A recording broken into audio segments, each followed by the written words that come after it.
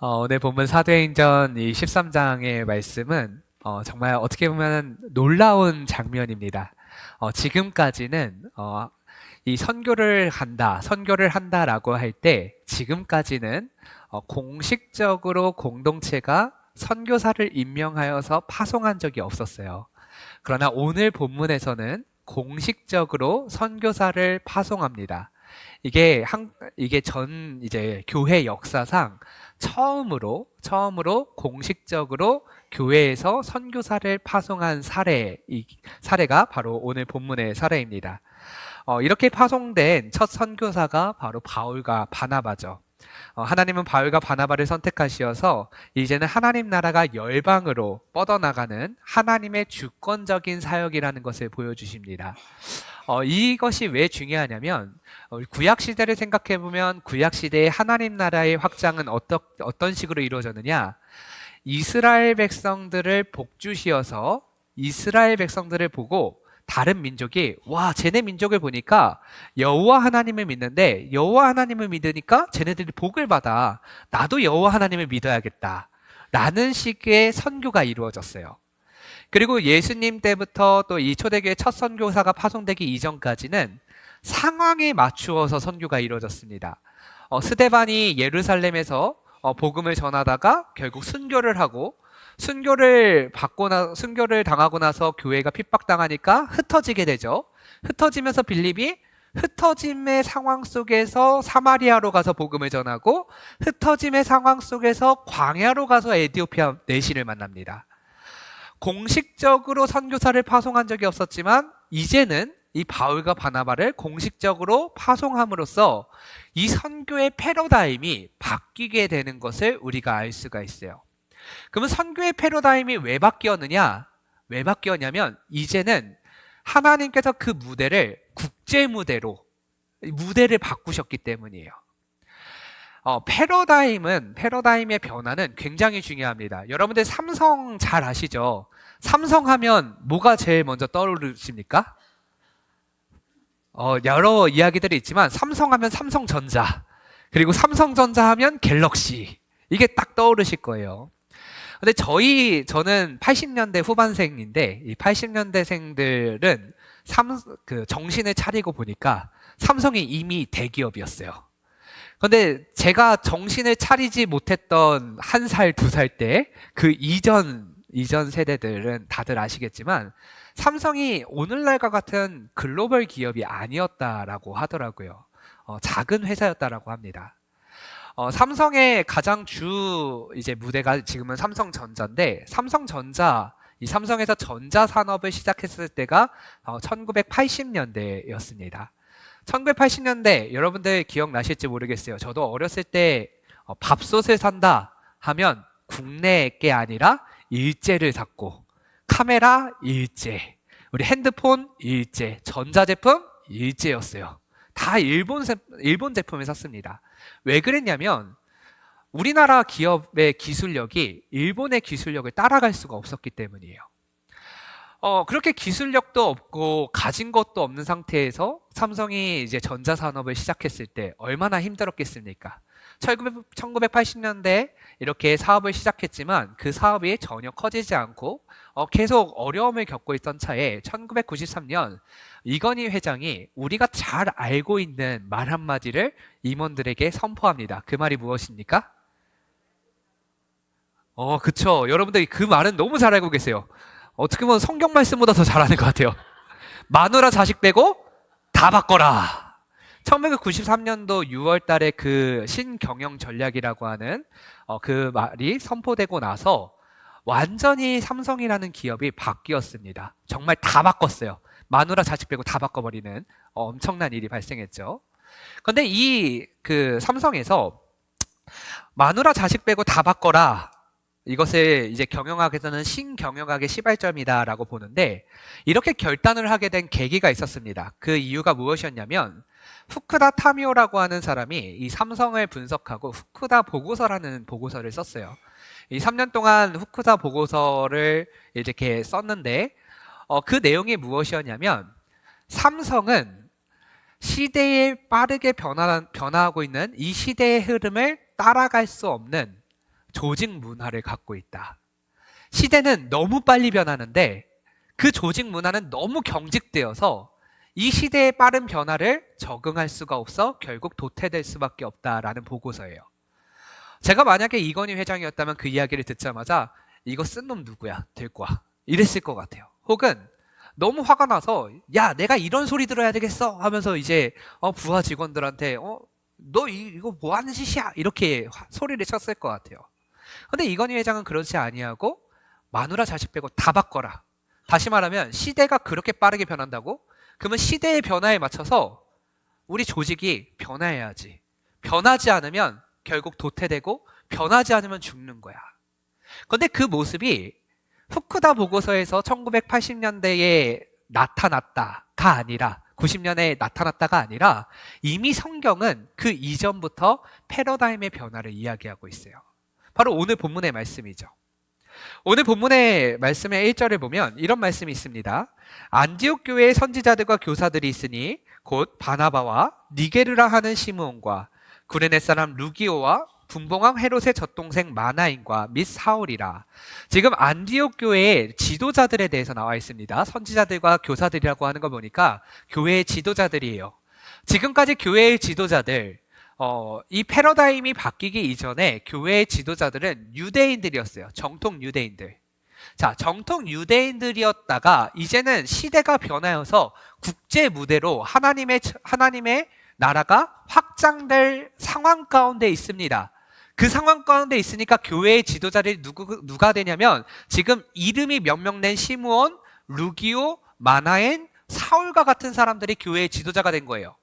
이 사람들에 대해서 제가 자세하게 설명을 드리면 바나바라고 하는 사람은 부연 설명이 없습니다. 이 바나바라는 사람은 레위인으로 구브로 태생의 유대인이었어요. 자, 레위인이자 유대인이다. 율법에 정통한 유대인이었어요. 그렇기 때문에 이 사람이 교회의 지도자가 된 것은 뭐 그렇게 이상하지는 않습니다. 그런데 그 다음에 시므온이라는 사람에 대해서는 뭐라고 얘기가 나와 있냐면 니게르라 하는 시므온이라고 나와 있습니다. 니게르라 하는 시므온. 자, 오늘날 흑인을 모욕할 때 니 땡땡이라고 모욕을 합니다. 그 말을 쓰면 흑인들이 총으로 쏜대요. 그래서 그런 말 쓰면 안 되는데 니 땡땡이라는 말을 쓰는데 여기서 니게르라고 할 때 니게르는 얼굴이 검은 사람들을 표현할 때 니게르라는 표현을 썼어요. 그러니까 이 사람은 누구냐? 흑인이었어요. 흑인 시므온. 자, 그리고 그 다음에 구레네 사람 루기오. 이 구레네라는 지역이 어디냐면 지금의 북아프리카에 속한 지역입니다. 그러니까 북아프리카 사람 시므온. 자, 루기오. 그리고 그 다음에 분봉왕 헤롯의 젖동생 마나인. 자, 분봉왕 헤롯이 누구냐면 자, 헤롯 대왕 그리고 분봉왕 헤롯. 자, 이런 헤롯 일가는 이스라엘을 지배하고 있었던 세력인데 이스라엘을 지배하고 있던 세력이 유대인이어야 되는데 이 사람들은 어떤 사람이냐? 그리스 로마 지역에서부터 어떻게 보면 헬라파 사람인데 유대인으로서 야 너한테 권력을 줄 테니 너 거기 가가지고 유대인들 잘 이렇게 반란 일으키지 못하도록 그렇게 통치해 라면서 로마 헬라 측에 어떻게 보면은 임명을 받아 온 헬라파 유대인이에요.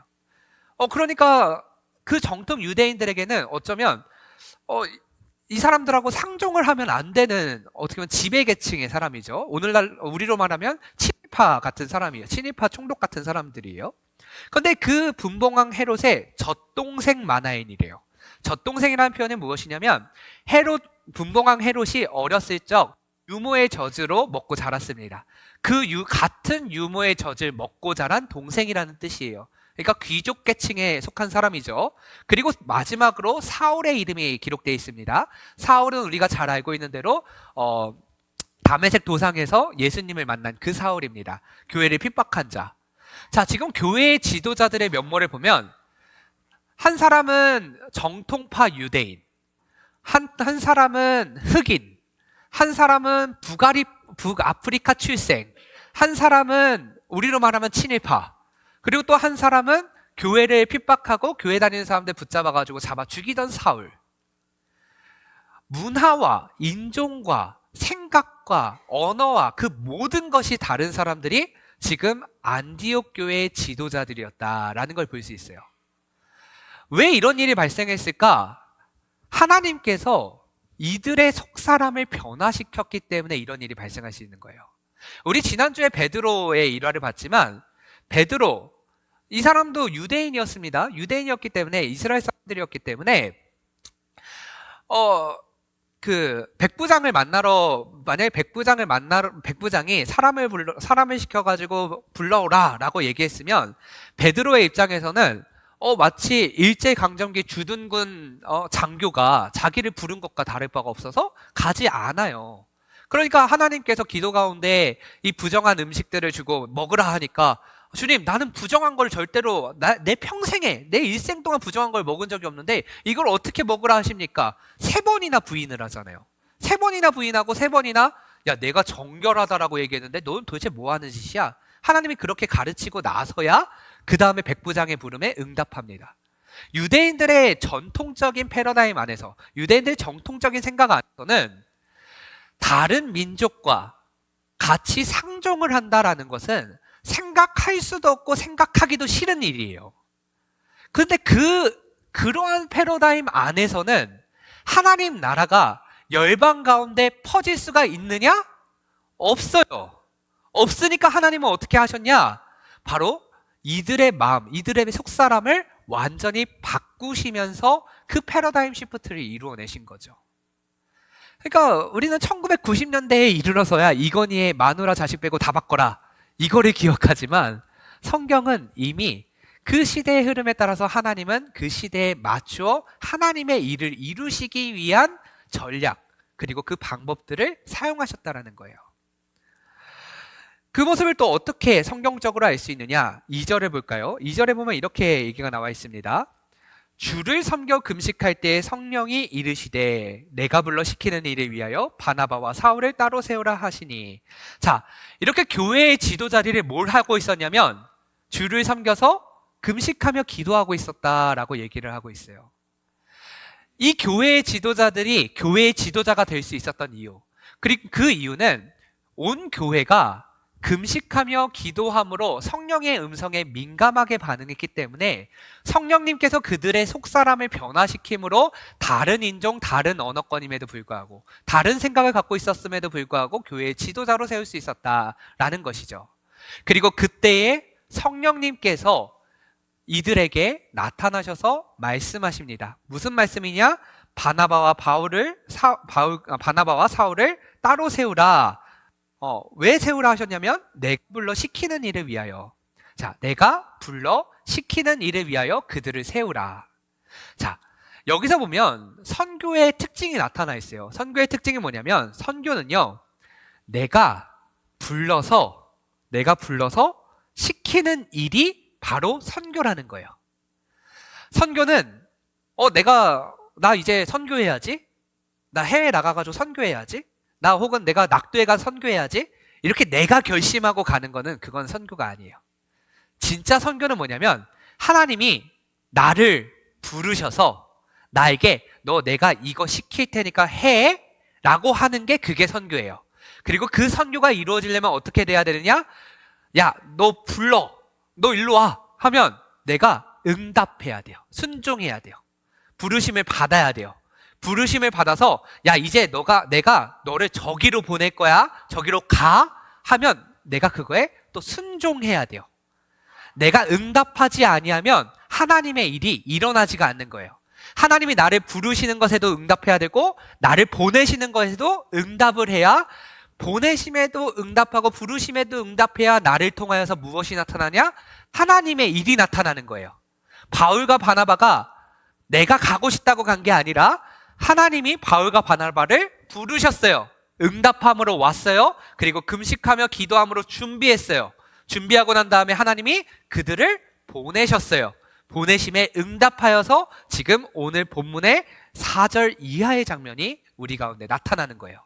사랑하는 여러분, 여기서 교회의 특징이 나타납니다. 여러분, 교회는 모이는 곳입니까? 아니면 보내는 곳입니까? 많은 이야기들이 있죠. 사실 질문이 잘못됐어요. 교회는 모이는 곳이기도 하지만 보내는 곳이기도 한 거예요. 모이기만 한다고 해서 교회냐? 아니요, 모이기만 하면 교회 아닙니다. 보내기만 하면 교회냐? 보내기만 해도 교회는 아니에요. 교회는 부르심에 응답하여서 모이는 곳이고, 모여서 금식하며 기도함으로 영적으로 내가 충분히 훈련받고 준비하고 정말 이 영적으로 성령 충만함을 받아서 이제 보내어지는 곳이 바로 교회예요. 사랑하는 여러분들의 지금 신앙 생활이 그걸 연습하는 시간이에요. 여러분, 주일에는 우리 예배의 자리로 여러분들을 부르셨습니다. 부르심에 응답하여서 이 자리 가운데 나왔어요. 이 자리에서 여러분 뭐 하십니까? 말씀과 기도로 속사람이 변화되는 시간들을 가지시죠. 그리고 난 다음에 예배 끝나면 어디로 가시죠? 집으로 가세요. 내가 속한 삶의 현장 속으로 보냄을 받는 겁니다. 그렇게 보냄을 받아서 이렇게 예배 후에 그리고 다시 예배에 부름받기 이전까지 우리는 보냄받은 자로서 사명을 감당하며 하나님의 일을 경험하는 겁니다. 그리고 나서 주일에 우리 주님께서 또 나를 부르세요. 그러면 그 부르심에 순종하며 이 자리 가운데로 나와 속사람이 변화되고 위로받고 능력받아 다시 한번 보냄을 받는 그 은혜의 선순환이 우리 한 주간에 일어나고 있는 거예요. 그게 교회예요. 그래서 사랑하는 여러분, 교회에서 모이기를 힘쓰십시오. 그리고 교회에서 모여서 모임에 순종하여서 모여서 다시 나의 삶 속으로 파송되기를 꿈꾸십시오. 그게 바로 건강한 교회고 그 모습이 초대교회의 모습인 거예요. 이제 본격적으로 4절 이하에 보면 이제는 바울과 바나바가 안디옥으로 보내기를 결정되어지고 이제 파송이 됩니다. 근데 이렇게 파송이 되는데 4절 이하에 보면 파송이 되는데 두 사람이 이제 성령의 보내심을 받아서 이제 구브로로 갑니다. 구브로로 가고 또 5절에 보면 살라미에 이르고 또 살라미에 이르러서 여러 회당에서 전하면서 이제 요한을 수행원으로 두고 복음을 전해요. 자, 하나님의 일을 하고 있어요. 자, 하나님의 일을 하고 있으면 우리들은 이렇게 생각해요. 하나님의 일을 할 때에는 하나님께서 함께 하시니까 우리 일이 잘 풀려야 돼요. 잘 풀리고 야, 역시 내가 하나님의 일을 할 때 하나님께서 함께 하시니까 거침없구나. 막 은혜 받고 너무 좋아요. 참 그러면 좋은데 우리가 신앙생활 하면서 많이들 경험하는 거지만 하나님의 일을 할 때마다 힘든 일들이 우리 가운데 닥칩니다. 바로 6절의 말씀이에요. 이렇게 복음을 전하면서 하나님의 일을 행할 때 어떤 일을 맛보느냐? 온 섬 가운데로 지나서 바보에 이르러 바 예수라 하는 유대인 거짓 선지자인 마술사를 만나니 그가 총독 서기오 바울과 함께 있으니 서기오 바울은 지혜 있는 사람이라. 바나바와 사울을 불러 하나님의 말씀을 듣고자 하더라.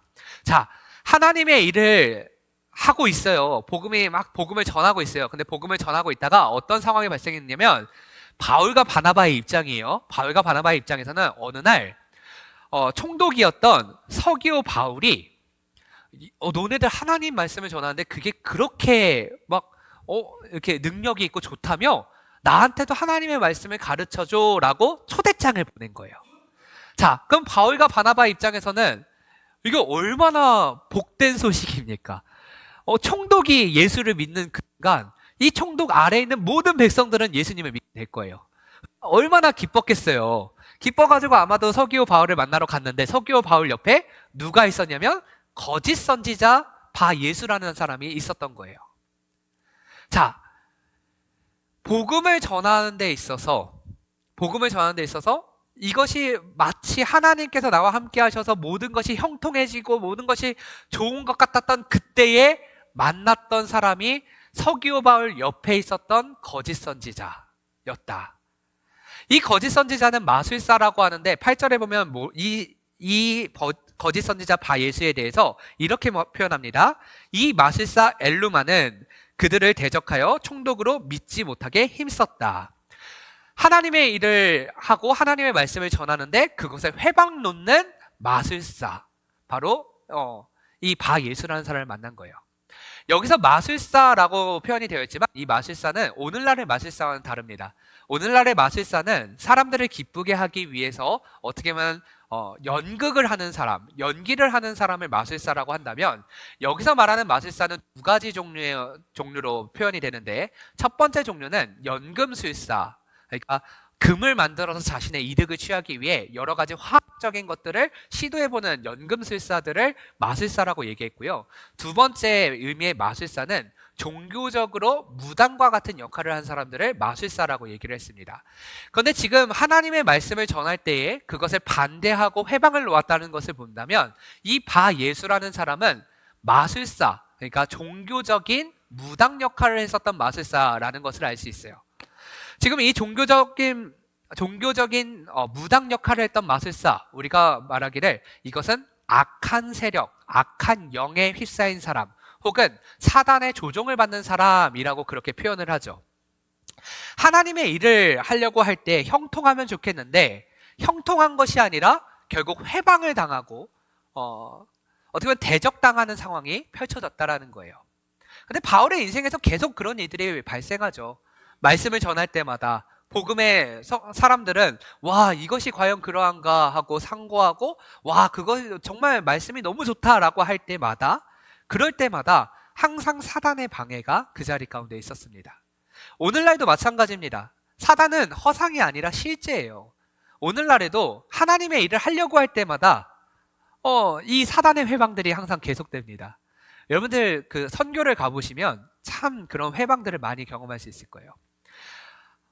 선교를 갈 때 저도 여러 번 단기 선교를 갔었지만 가장 은혜 받았던 단기 선교는 언제였냐면 가진 것을 다 잃어버리고 어떻게 보면 야 이거 진짜 어떡하지 이거 이대로 될까?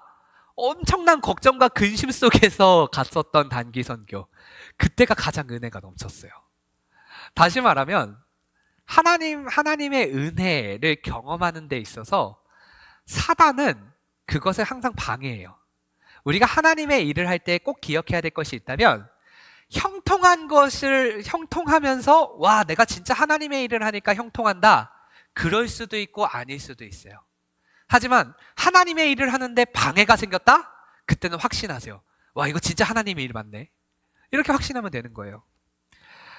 오늘 본문에서 이 바 예수라는 사람을 통하여서 우리가 은혜의 일, 하나님의 일을 할 때에는 사단의 방해가 있다라는 것을 우리가 확인할 수 있습니다. 하나님의 일을 한다고 나설 때마다 영적인 공격이 시작됩니다. 우리가 하나님의 일을 하면 사단이 싫어하고, 우리가 하나님의 마음으로 살면 사단이 공격하고, 우리가 하나님의 생각대로 무언가를 하려고 하면 그러면 사단은 자꾸만 우리를 걸어서 넘어뜨리려고 하는 게 그게 사단이에요. 사단은 환상이 아니라 실제하는 우리의 대적이죠. 그럼 그 대적 앞에서 우리는 어떻게 해야 되는가? 내가 하나님의 일을 하는데 방해가 생기고 하나님의 일을 하는데 자꾸만 나를 공격하는 대상들이 있어서 그렇다면 나는 하나님의 일을 포기하면 되는가? 하나님의 일을 포기하면 난 평안해질 수 있는가? 그게 아닙니다.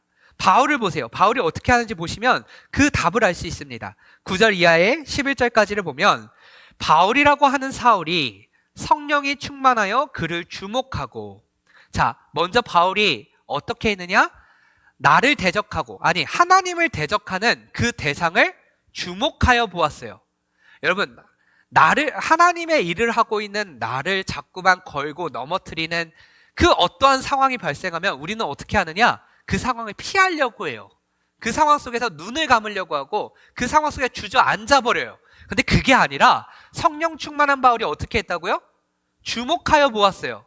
대적의 실체를 주목하여 보는 거예요. 그가 정말 하나님의 일을 대적하는 자인지 아니면 내가 잘못 생각한 건지 주목하여 보세요.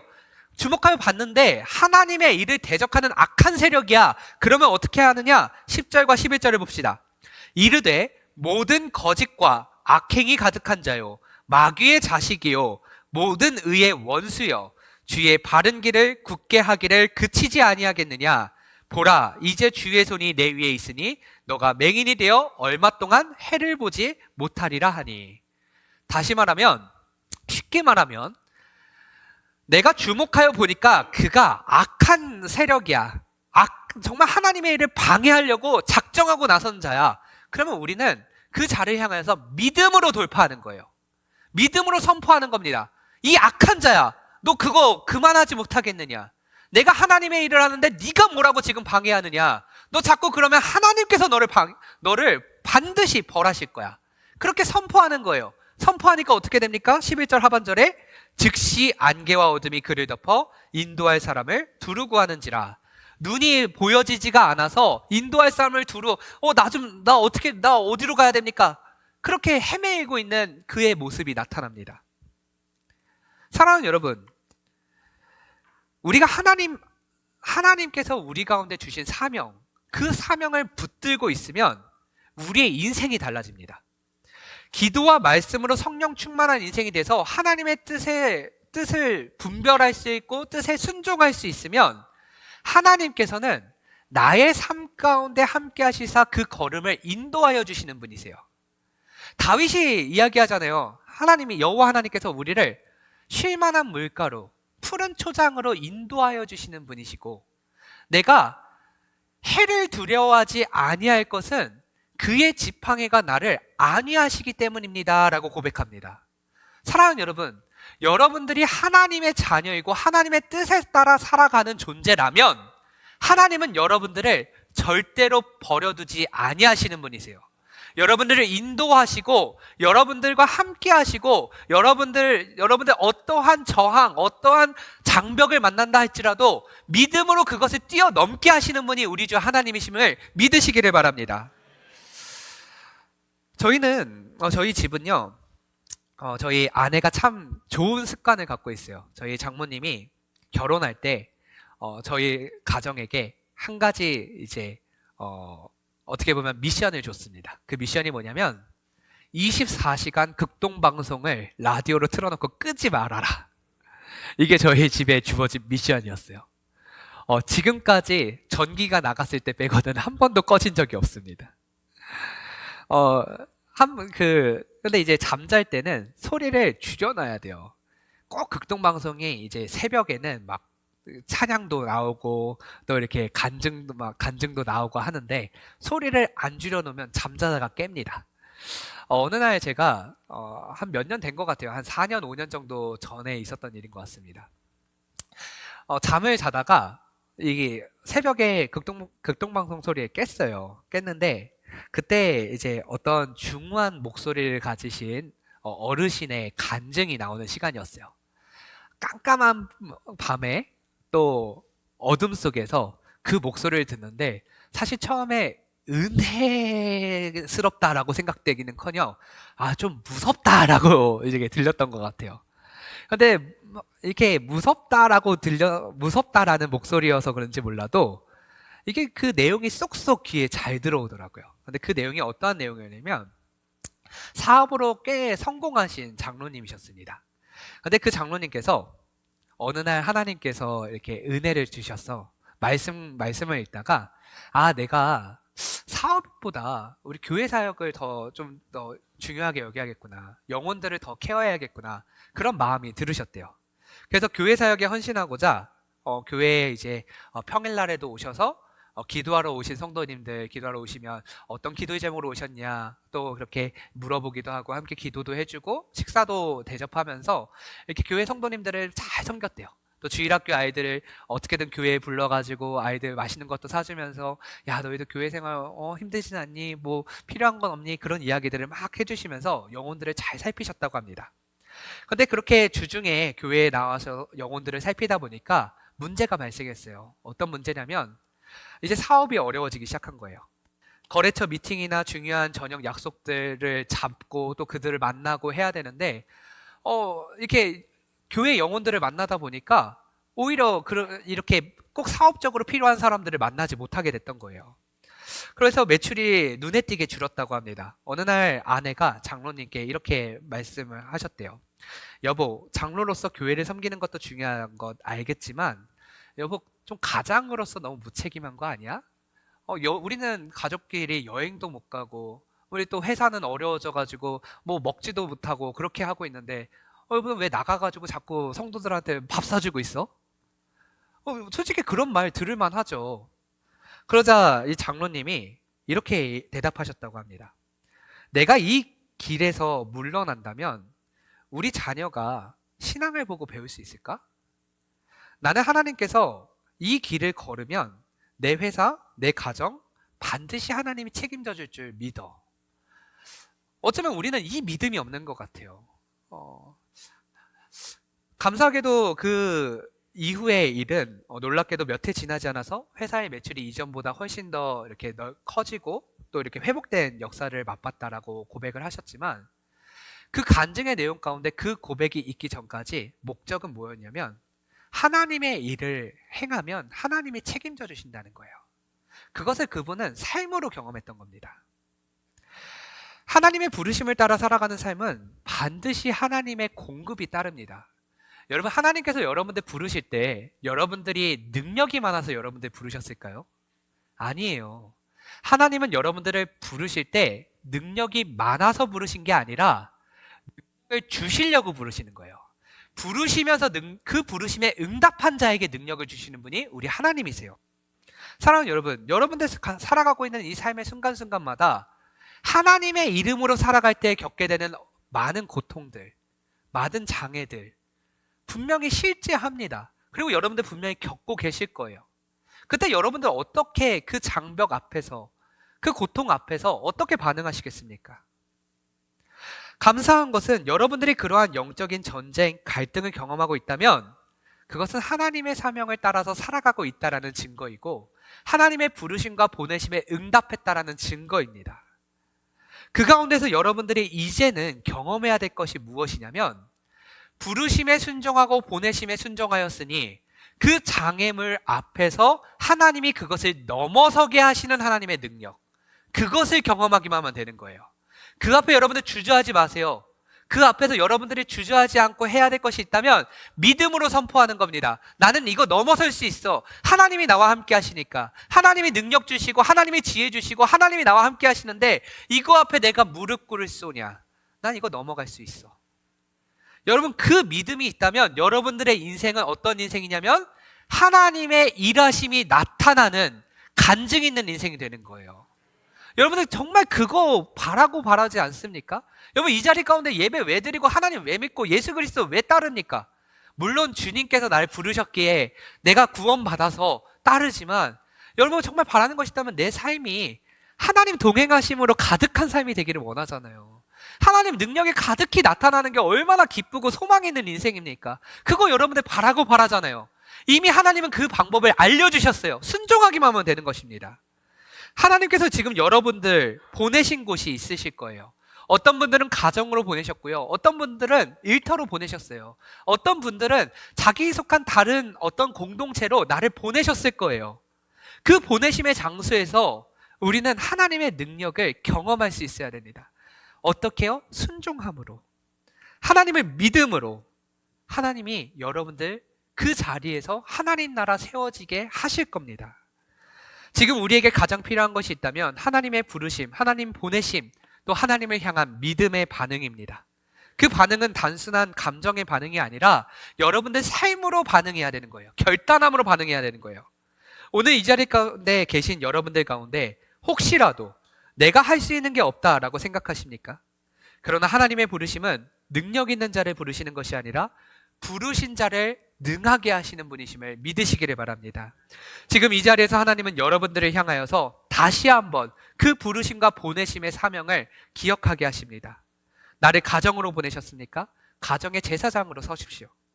예배자로, 중보자로, 일터를 거룩하게 지키는 자로 나를 보내셨습니까? 그 자리에서 믿음으로 그 삶을 살아내십시오. 선교적인 삶으로, 전도자로, 봉사의 자리로 여러분들을 보내셨습니까? 그곳에서 믿음으로 그 자리에 나타난 어떠한 바 예수든 무찌르고 승리하십시오.